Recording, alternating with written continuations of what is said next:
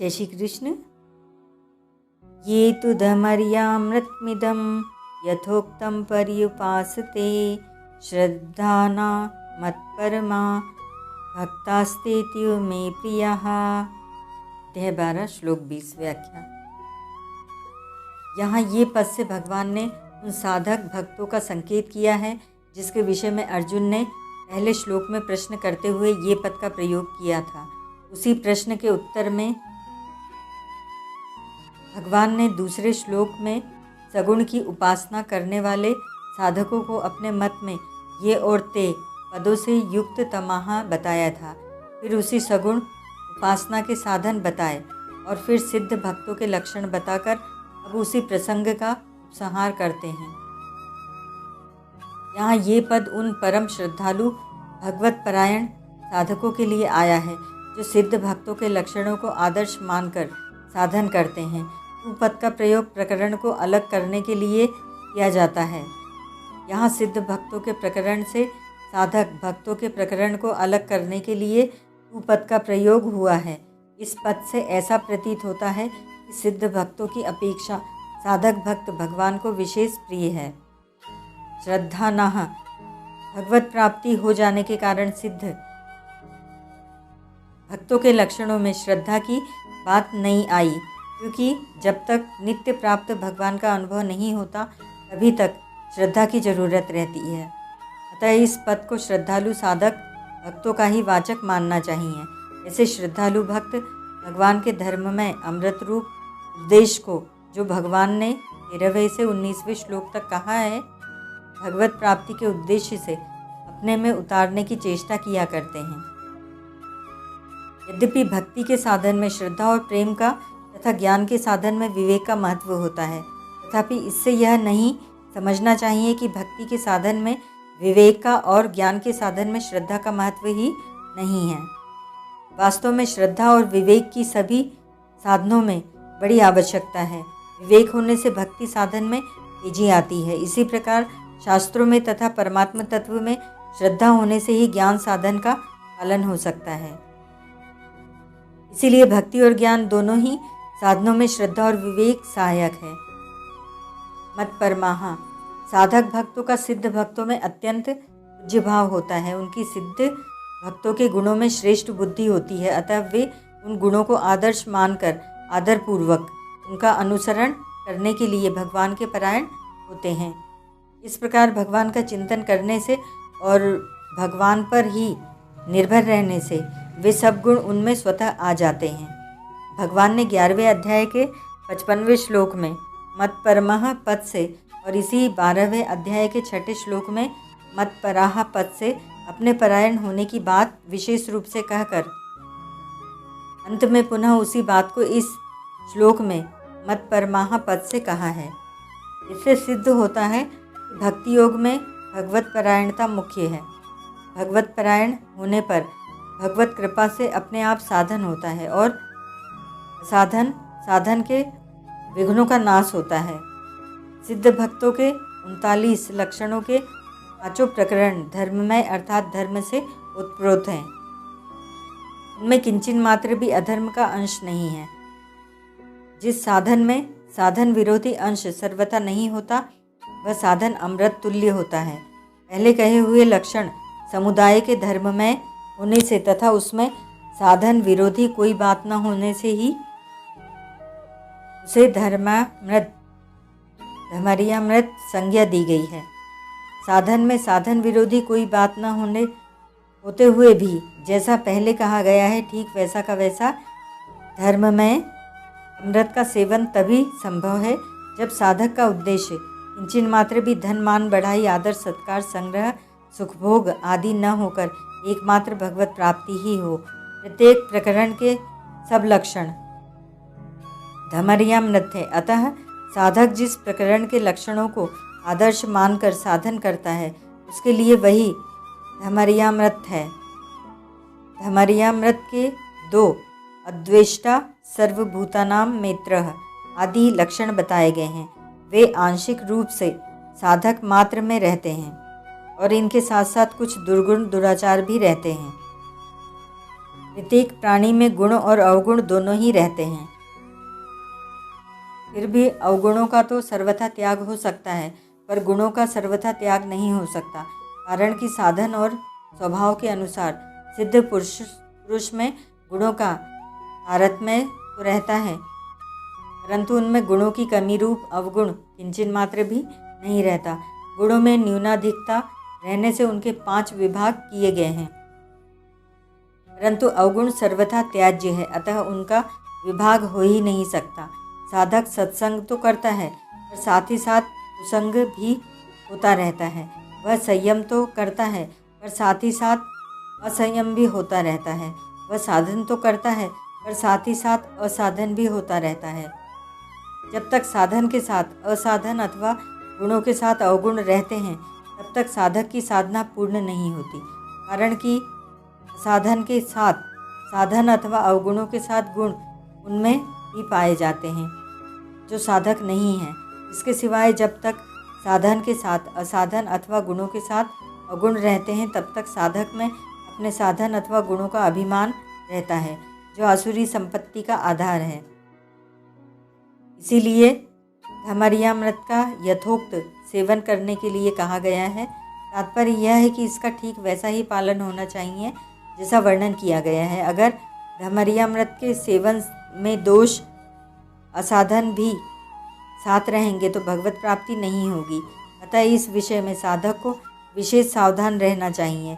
यदि साधन में किसी कारणवश आंशिक रूप से कोई दोषमय वृत्ति उत्पन्न हो जाए तो उसकी अवहेलना न करके तत्परता से उसे हटाने की चेष्टा करनी चाहिए। चेष्टा करने पर भी न हटे तो व्याकुलता पूर्वक प्रभु से प्रार्थना करनी चाहिए। जितने सद्गुण सदाचार सद्भाव आदि हैं, वे सब के सब सत्य परमात्मा के संबंध से ही होते हैं।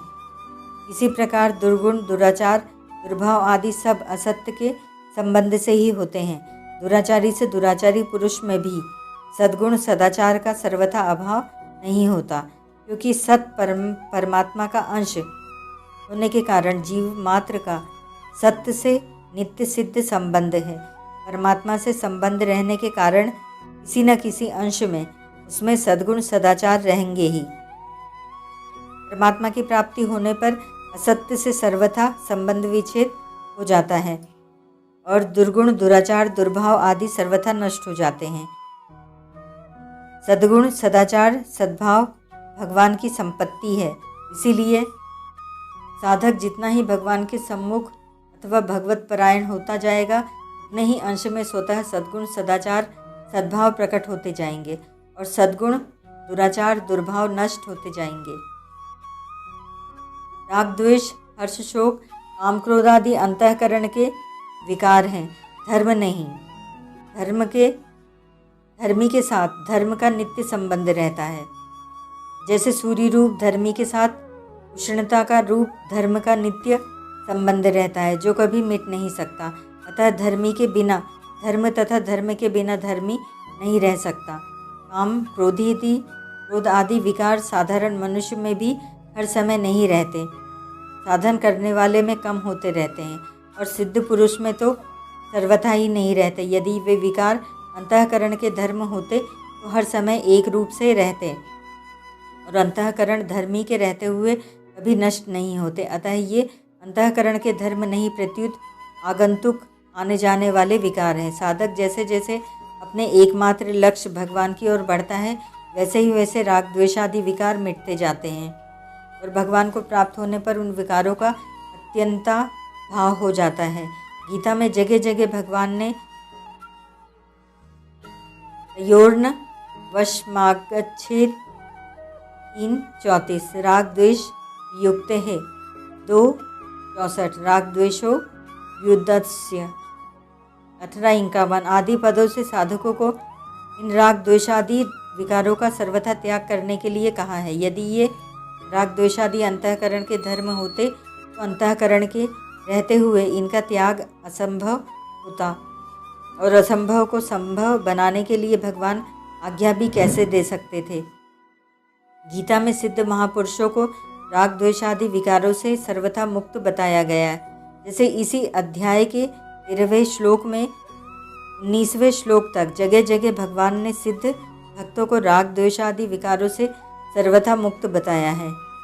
इसीलिए भी ये विकार ही सिद्ध होते हैं। अंतःकरण के धर्म नहीं, असत्य से सर्वथा विमुख होने से उन सिद्ध महापुरुषों में ये विकार लेश मात्र भी नहीं रहते। यदि अंतःकरण में ये विकार बने रहते तो फिर ये मुक्त किससे होते, जिसमें ये विकार लेश मात्र भी नहीं है। ऐसे सिद्ध महापुरुष के अंतःकरण के लक्षणों को आदर्श मानकर भगवत प्राप्ति के लिए उनका अनुसरण करने के लिए भगवान ने इन लक्षणों को यहाँ धैर्यमृतम के नाम से संबोधित किया है। पर्युपास्ते, साधक भक्तों की दृष्टि में भगवान के प्यारे सिद्ध भक्त अत्यंत श्रद्धास्पद होते हैं। भगवान की तरफ स्वाभाविक आकर्षण पीता होने के कारण उनमें देवी संपत्ति अर्थात सद्गुण भगवान के होने से स्वाभाविक ही आ जाते हैं। फिर भी साधकों का उन सिद्ध महापुरुषों के गुणों के प्रति स्वाभाविक आदरभाव होता है और वे उन गुणों को अपने में उतारने की चेष्टा करते हैं। यही साधक भक्तों द्वारा उन गुणों का अच्छी तरह से सेवन करना, उनको अपनाना है। इसी अध्याय के 13वें से 19वें श्लोक तक 7 श्लोकों में धैर्यामृत का जिस रूप में वर्णन किया गया है उसका ठीक उसी रूप में श्रद्धापूर्वक अच्छी तरह सेवन करने के अर्थ में यहाँ पर्युपास्ते पद प्रयुक्त हुआ है। अच्छी तरह सेवन करने का तात्पर्य यही है कि साधक में किंचन मात्र भी अवगुण नहीं रहने चाहिए।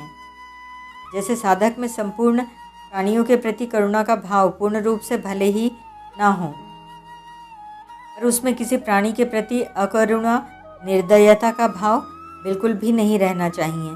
साधकों में ये लक्षण संगोपांग नहीं होते, इसीलिए उनसे इनका सेवन करने के लिए कहा गया है। संगोपांग लक्षण होने पर वे सिद्ध की कोटि में आ जाते हैं। साधक में भगवत प्राप्ति की तीव्र उत्कंठा और व्याकुलता होने पर उसके अवगुण अपने आप नष्ट हो जाते हैं, क्योंकि उत्कंठा और व्याकुलता अवगुणों को खा जाती है तथा उसके द्वारा साधन भी अपने आप होने लगता है। इस कारण उसको भगवत प्राप्ति जल्दी और सुगमता से हो जाती है। भक्तास्तेत्यु में प्रियाः, भक्ति मार्ग पर चलने वाले भगवदाश्रित साधकों के लिए यहाँ भक्तः पद प्रयुक्त हुआ है।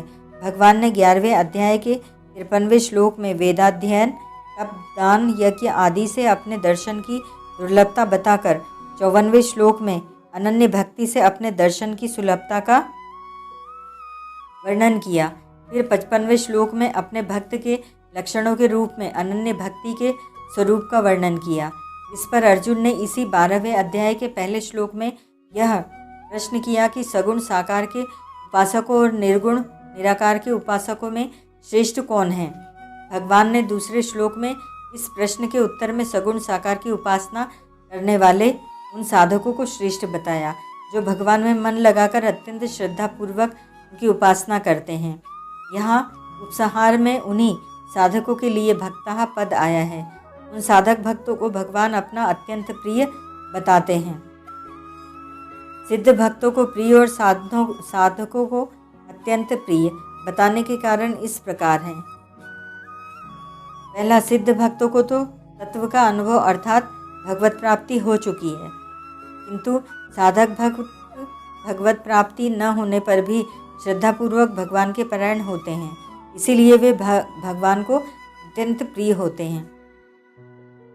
दूसरा, सिद्ध भक्त भगवान के बड़े पुत्र के समान हैं, मोरे पौण तनय सम ज्ञानी, परंतु साधक भक्त भगवान के छोटे अबोध बालक के समान हैं। बालक सुत्सम दास अमानी, मानस 3:43-4।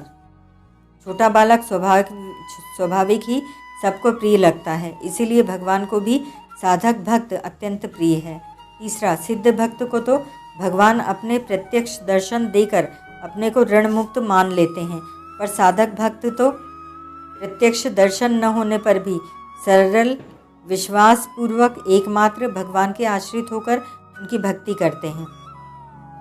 अतः उनको अभी तक अपने प्रत्यक्ष दर्शन न देने के कारण भगवान अपने को उनका ऋणी मानते हैं और इसीलिए उनको अपना अत्यंत प्रिय कहते हैं।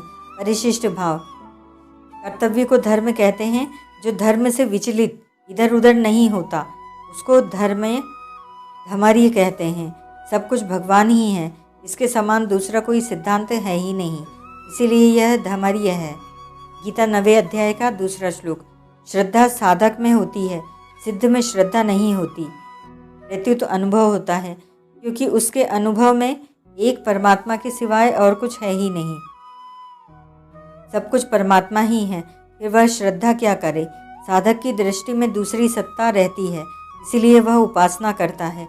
पर्युपास्ते अर्थात अपना जीवन वैसा बनाता है, परंतु उसका भाव यह रहता है कि भगवान के सिवाय अगर कुछ है तो वह भी भगवान की ही लीला है।